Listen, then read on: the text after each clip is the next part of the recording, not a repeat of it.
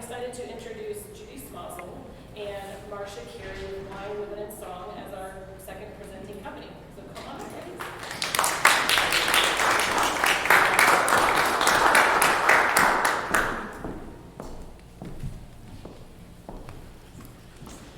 Well, I would, like Sam, like to thank everybody for allowing us to present Wine, Women, and Song. I think Martin Luther King said it best when he said, "Who loves not wine, women, and song shall remain a fool his whole life long." In German, the phrase Wein, Weib und Gesang means life is too short to not enjoy it and not have fun. So that's what we do at Wine, Women, and Song. And I will tell you a little bit about how we do that. Basically, it has 4 components to it. The first one is our high tea luncheons. The second one would be our boutique. The third one is our wine, cocktail, and beer bistro bar. And our fourth one is our Friday evening dinners and private parties by reservation. So we'll start with and by the way, this is Marcia. Marcia's the friendly face you will see there most often when you come in Wine, Women, and Song. She's going to tell you a little bit about what you will be presented, how we present our high tea luncheons. They are all served on a 3-tier server, traditional English style. In England, they call them high teas. We Americanized it by calling it high tea luncheons because people think, well, high tea, we want to get a little bit more than a cup of tea.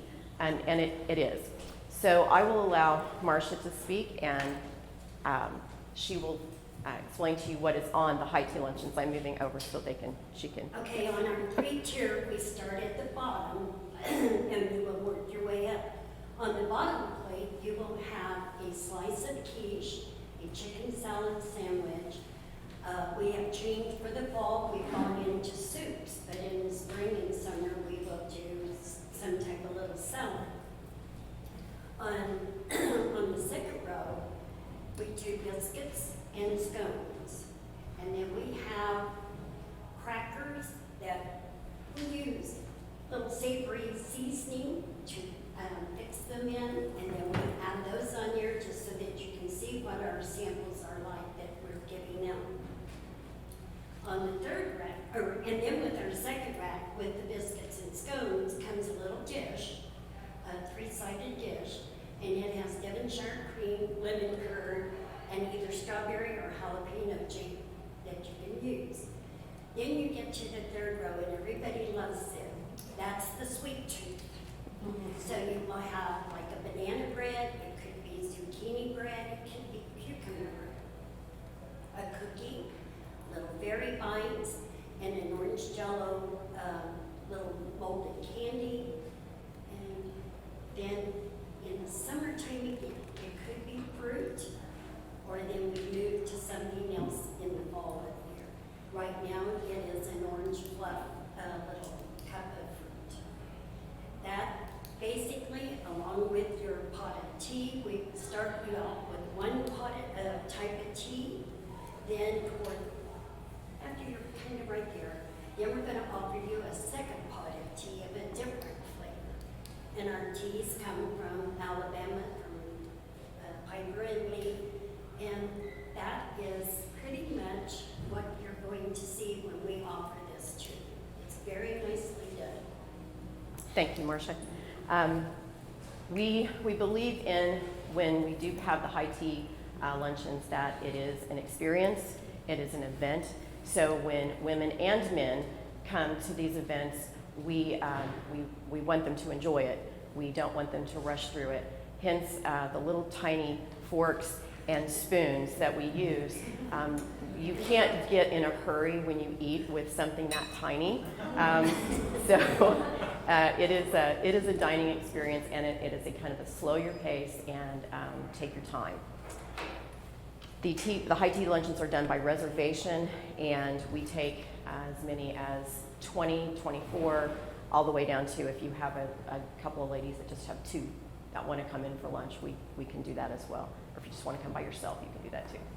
The second part of Wine, Women, and Song is the forget which way I started, the high tea luncheons and then the boutique.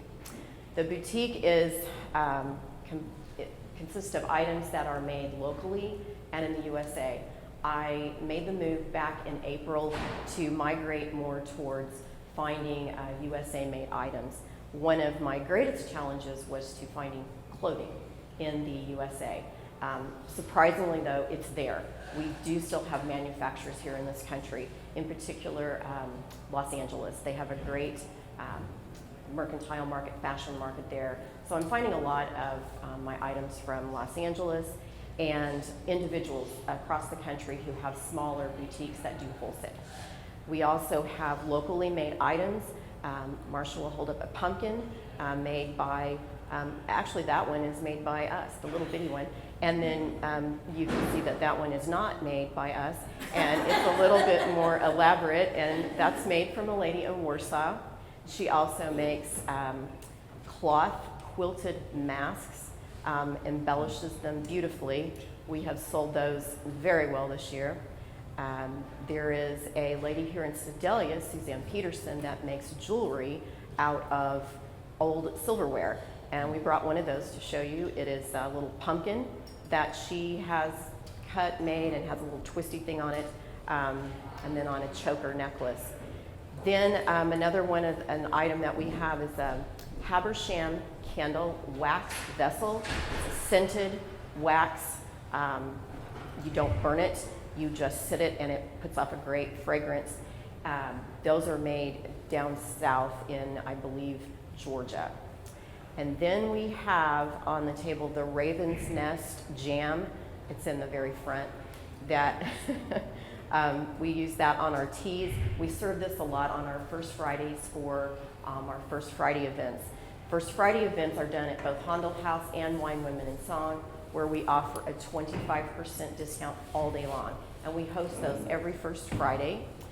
We also will have samples of our food and usually complimentary wine on those days. So those days are very popular and very busy. The other one is the Piper Leaf tea that we serve with our teas. And that is a company out of Alabama.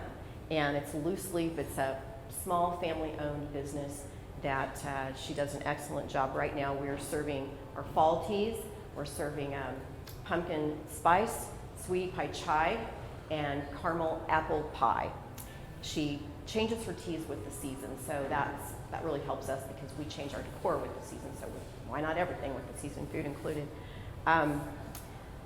That's our boutique in a nutshell. Oh, I forgot the pottery mug. The pottery hand warmer mug has been one of our most popular items, and they are made in Walla Walla, Washington. So everything on the table is made from the USA, including the clothes that we're wearing. These are from Los Angeles, actually, that company we got it from. The third part of our Wine Women in Song are our Friday evening dinners, which have been really popular, and also the dinners by reservation, private parties. We do offer 2 Friday evening dinners a month. We change our menu every Friday, every time that we host them. And we've brought some menus that we can pass out or you can pick up later, so you can kind of see what we offer. In October, we're offering a murder mystery on the 30th. It is already sold out. On October 16th, we have a delicious pork loin dinner that we have maybe 4, maybe 6 seats available. Always at the bottom of when I print these, I put something about what Colcamp's next event is and a little bit about that, and it's the Pumpkin Fest, as Sam mentioned. You can be notified on these menus by a group email that I have, or I post everything on Facebook, on my Wine Women in Song page, and as well as Handel House. We can offer seats to about 30 to 34 people there. In the fall and winter, we light our fireplace. In the summer and spring, we have our little trickling water fountain, so it's a very quaint and quiet and private dining experience. The other thing that Wine Women in Song has is a beer, wine, and full cocktail bar. I knew nothing about bartending, still don't. So I'm learning this as I go. And we have wines from California, New Zealand, Italy, France, Germany. I stay away from the Missouri wines because there's a store in Colcamp that she does all Missouri wines. She's a good friend of mine. So I think all of our places in Colcamp are good about not stepping on each other's toes and trying to, let them do their own thing. Our beers are Casey beers, and we have our your usual ones, Bud Light, Michelob Light, those as well. Our mixed drinks are just your typical mixed drinks. We've learned to make a really good bourbon old fashioned. Our margaritas are good. Our Cosmos are pretty decent. And if there's anything that we don't know how to make, we ask you, how do you like it? And then we try to accommodate best we can. I've been in retail, or been a business owner actually for 26 years. I started in the year 1993 at a little store that I called Once Upon an Attic. Year 1994 happened, Oklahoma City bombing happened. I continued to have my retail store until later when I opened Handel House in 2001. We all know what 9/11 of that year happened. In the year 2019, I opened Wine, Women, and Song, and then we have COVID. I'm not going for a fourth. I'm just not. My husband says I'm an omen. But I don't have anything else. I think if I've forgotten anything, Marcia, you might put a bug in mine. All right, so I will open it up to you for questions. Yes? How do you choose your vendors for your boutique? Sometimes they choose me. Sometimes they will come in and we'll just talk, and they'll say, well, I have this, and would you be interested in looking at it? So then we will sit down, visit, and if it's something that the two of us could work an arrangement out, then that's how I find them.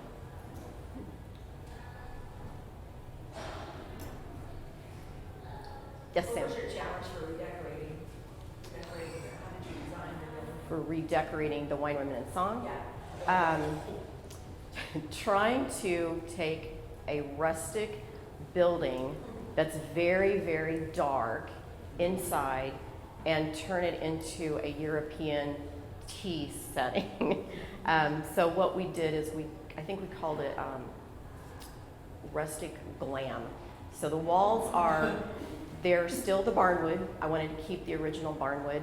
We painted them white so it softened the darkness, and we put some chandeliers and some ceiling fans that are really cool that don't look like ceiling fans until they're a light, and then when you turn them on, they open up like a bug, and they're really pretty and glitzy. So we took glitzy things and tried to combine it with the rusticness of the building because we wanted to keep that charm too. Yes. How many employees do you have? Between the two stores, I have 18. And the two stores are in the same? The two stores are right across the street from each other at the four-way stop in downtown Colcamp. Handel House on the southeast corner, and then Wine, Women, and Song on the southwest corner. I have recently had the pleasure of currently have 4 Mennonite women working for me at Handel House, and I joke with them. I say, I feel like I'm working on the set of Little Women. It's like working with Meg and Beth and Amy, but they're charming and they're wonderful, wonderful to work with, and they require very little training. So I'm very blessed to have them help me. Yes? Have you learned anything as an entrepreneur for 24, 26 years that you didn't expect to learn? Like, what was the biggest curveball that was thrown at you that you had to navigate through and learn your own? The changing economic times, the navigation through each the recession, the how to navigate through COVID, and how to work. Those are probably my biggest challenges. I cannot say my biggest challenge are my employees because I have wonderful employees, a wonderful staff. I'm a no drama person. I don't tolerate it. So when I interview them, that's the first thing I ask them. If you're a drama queen, you will not be able to work here. I just can't tolerate it. So, yeah. And how has COVID-19 impacted your business, the two businesses? Well, we did have to shut down completely Wine, Women, and Song from about mid-March until May 4th when we could reopen. Handel House, we have a dining room that had to shut down. We were still able to have curbside pickup and takeout and delivery. So we continued to do that. We never shut down. We wanted to just keep letting people know we're here, we can still do this. We used that time to do a lot of painting, a lot of opening the big building even wider than it was for people that when we knew there would be a time where people would be coming back in, and we wanted to be able to appropriately social distance, keep the tables apart. So we just made the best of our time. It also gave me some time to really research and find these companies that when I would go to market in Atlanta, they weren't there. So it allowed me to figure out where I can find items made more in the USA and keep our money here in the States. Any others? Okay, I have a last question. Okay. What can we as a community do for you? Exactly what Sam said. Just keep sending them our way. Sedalia is a great supporter of Cole Camp. We have a lot of people who come from Sedalia and Jefferson City and the surrounding areas. So just keep doing what you're doing. Appreciate that.